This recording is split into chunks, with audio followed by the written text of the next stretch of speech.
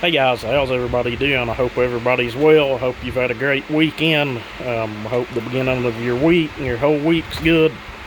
Welcome to all you newcomers. I really hope you hang around. I've just got to apologize for not putting out a lot of long format content. I know a lot of you guys that have been around a long time really enjoy those. I've been busy, and you can probably hear it in my voice, but we've got the freaking crud back in the house again. We're just going to call it that. My daughter tested positive about the middle of the week. I had to take her to the ER. Having a lot of trouble breathing. I just woke up this morning with symptoms. As I got now, just kind of a sore throat. Kind of feels like a sinus infection or something. And it's about the third time that we've had it all here in the house in about a year and a half. So that crap just ain't going anywhere if you get out and you're about and around people. My daughter's a plant worker, factory worker, whatever you want to call it. Anything that comes in and out of there is probably going to catch and bring in. And I've got another daughter that's a junior in high school. So, you know, it is what it is. Sickness is going to come and go in the house, I guess, but I've been remedying it with some 110 proof. That's kind of my remedy for it. Some people might agree with that and they might not, but whatever, it is what it is. Anyway, to this saw, where are we at? This is the 660 that the little red barn piston kind of went boom, exploded in about, I don't know, it's probably December last year or something. We're rolling up quicker on that than, it's kind of crazy how fast time flies by when you get older, but whatever, it is what it is. We kind of rushed and put it together. I'd used a piston from one saw. This cylinder was on another saw with another little red barn pop-up. I threw that piston in a scrap pile. If you'll remember, I showed in the video when I pulled it back down, which was a good thing. It was about to explode as well. The skirts on those things were like the skirts in a production landing saw or topping saw, whatever you want to call it, lemon saw. They'd been around 10 or 15 years. It just was like it was wore the hell out. Might have had a tank and a half of fuel on it, but whatever, it is what it is. I'll not ever buy another little red barn piston. Even if it's something I can't find one for, I'll just, I'd rather put a worn out OEM piston back in it, if that tells you how I feel about them. But anyway, we were able to salvage this cylinder. If you'll remember, I just kind of put it together. The cylinder was set up for the other set of cases, and I bought two of these things at the same time. One set of cases had crank seals, the other didn't. I think it was this one, all of the powder coat in the crankcase area just looked horrible, was flaking, chipping off. And this saw here actually has about 15 thousandths taller deck height than the other set of cases. Kind of weird, it is what it is, but just keep that in mind. Aftermarket stuff can vary from manufacturer to manufacturer, but both saws did come from Farmertec. Like I said, I bought them at Black Friday, the end of November. You would have thought they would have been identical, but whatever, who cares? I think I paid $250 for each saw or something. That's kind of hard to beat for what are they, 92cc saw. If you put them together right, they flat out rip, they flat out cut some wood. But being this one blew up, the cases were garbage, I was like, well, it's experimental saw. It was probably fine, it doesn't leak bar oil or anything. It's been sitting here full of oil on this bench for about a week. You can see there's nothing anywhere. Saw probably A-okay, but anyway, as far as bottom end, we done a little bit of flow characteristic work to the cases. They ain't hogged out or trenched, whatever you want to call it.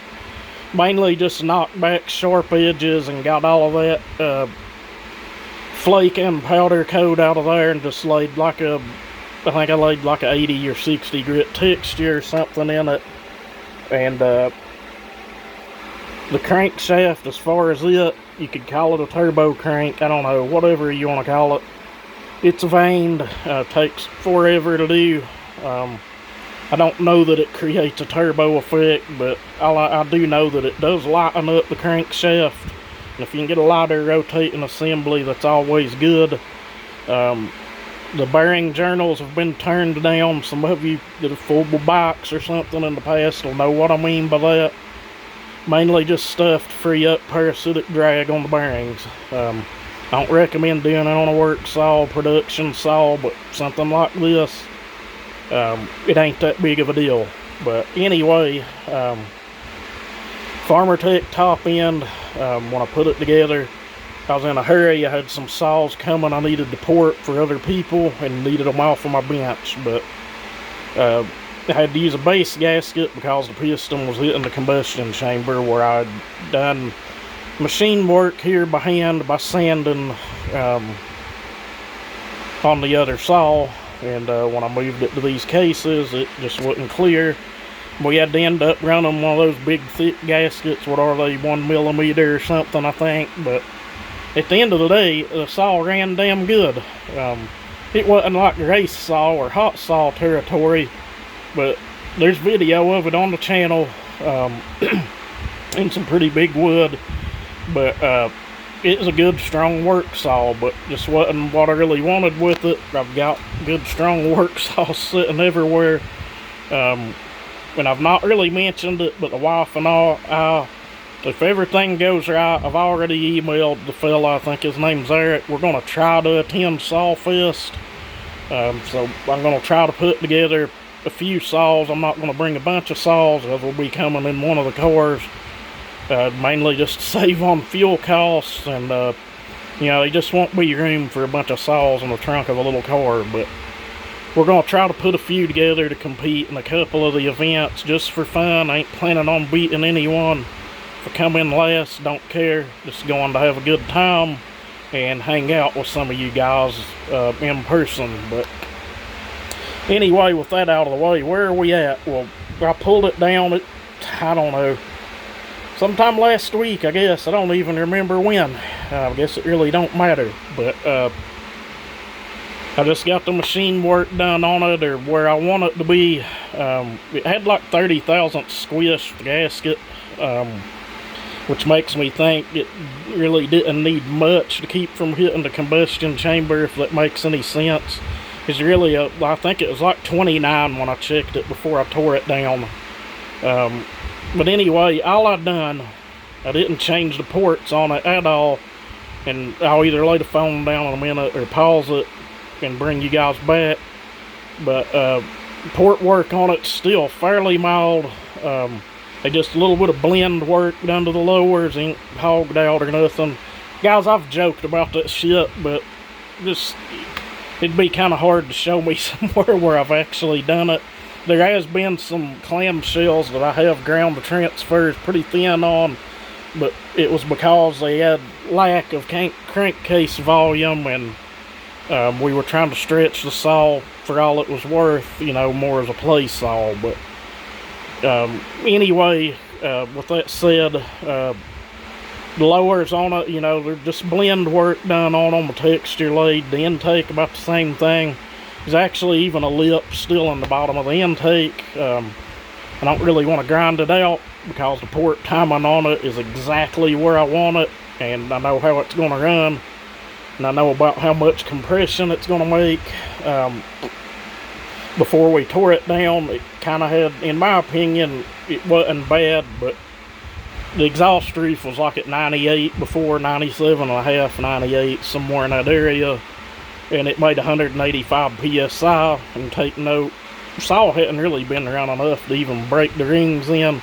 Might have had 2 tanks on it, but anyway, with that said, I cut some more out of the band. I did cut a little more off of the base. The numbers hit exactly where I wanted them to, actually about a half a degree better, but once we get our glue in, things will settle in. The numbers will be exactly where I wanted them. The exhaust ports like 100, 100.5, but like I said, it probably taper on down closer to 100 with the glue. Transfers 122, and they're just kind of angled about straight across. Some say that's good for RPM. I don't know, I've tried it both ways, angled up and back and angled straight across. Both seem to work well. They're not staggered anymore, they're flat straight across like I said, and then the intake's like 79.5, 80 degrees. What I'm going to do, I'm going to pause this and pull the cylinder and bring you guys back.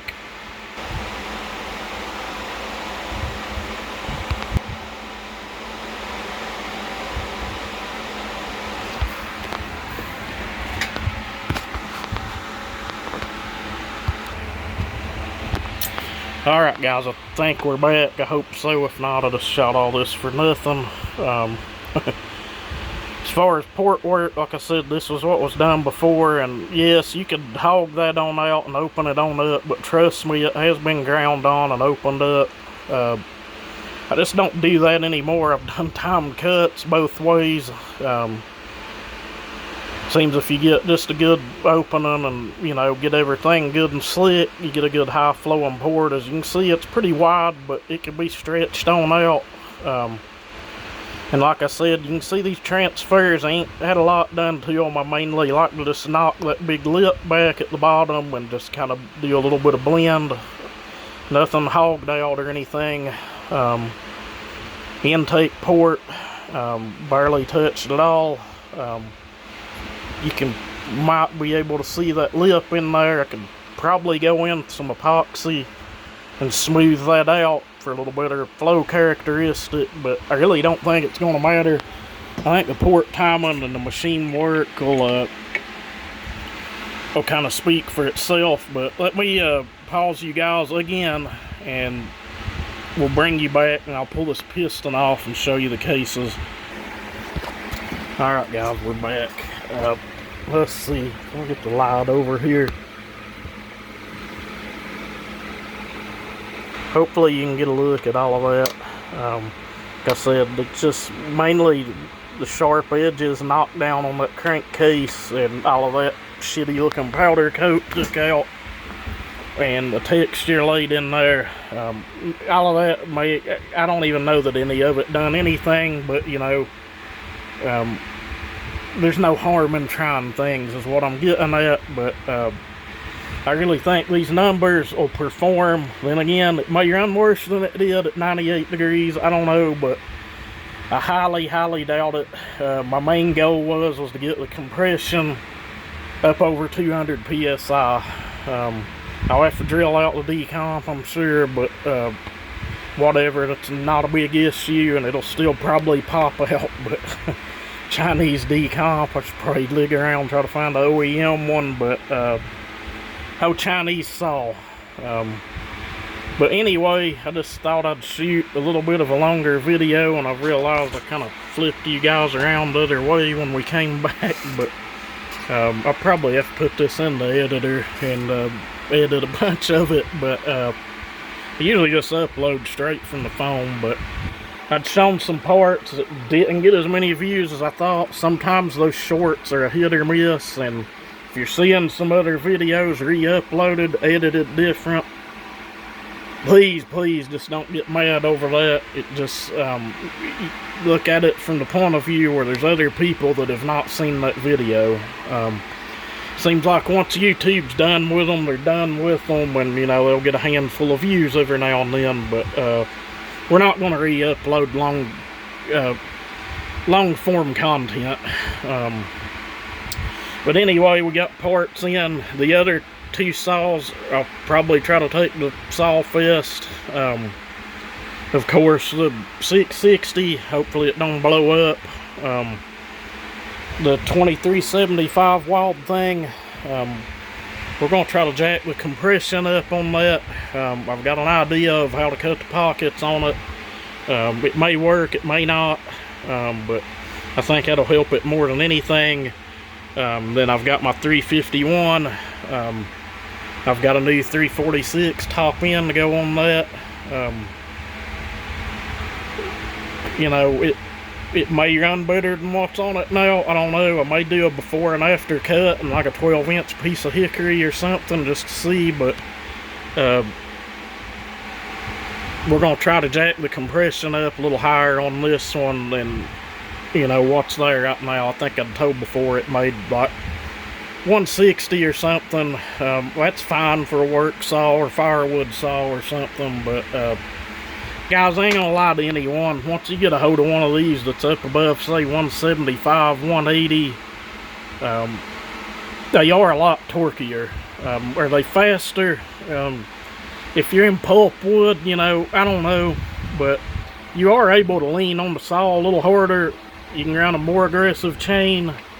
You know, it is what it is. There's gonna be people argue both ways, but I don't think many people are gonna argue that raising the compression helps. It's, as far as all out horsepower, it's not that great of a deal. It's like 3 to 7% depending on what it's on, but that grunt and torque really matters, even on a like a race saw application. But anyway, I've probably run my mouth enough, and if I didn't tell, the squish on this is 24 thousandths now, and we are running a flat top.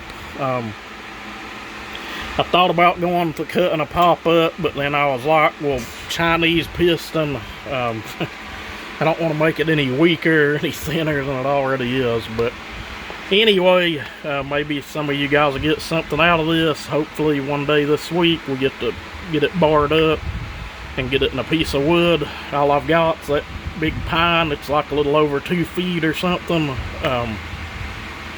We'll put our 24 back on. The saw was running an 8-pin in them videos, and the chain that was on it is all right. There's a lot of cutters smashed up on it where it's hit metal and stuff, but we may dig around, see if we can find a little better chain and maybe run a little shorter bar or something, and just see what we've got. But anyway, again, thank everybody. I hope all you new guys hang around. We do have stuff to do, other vintage saws. I've got everything here to completely redo a XL12. We are going to port it. We are going to keep with the 54 cc's. And I've got some crank seals and stuff here to go back into one of my Macs. When I had it out here, I had a little bit of an air leak, so we may pull that apart here one night. I've thought about doing a live feed. If any of you'd like to see that and are interested, throw it in the comments. It'd probably be closer to the end of the week. I've got to get my Wi-Fi extender lined back out somehow. It, I don't know, reset, and it's not wanting to connect out here, but it's not a big issue. We can get it lined out. But it may be cool to tear a saw down and let the wife read comments to me so we can answer them. But anyway, I quit running my mouth. You guys take it easy, and y'all have a great week.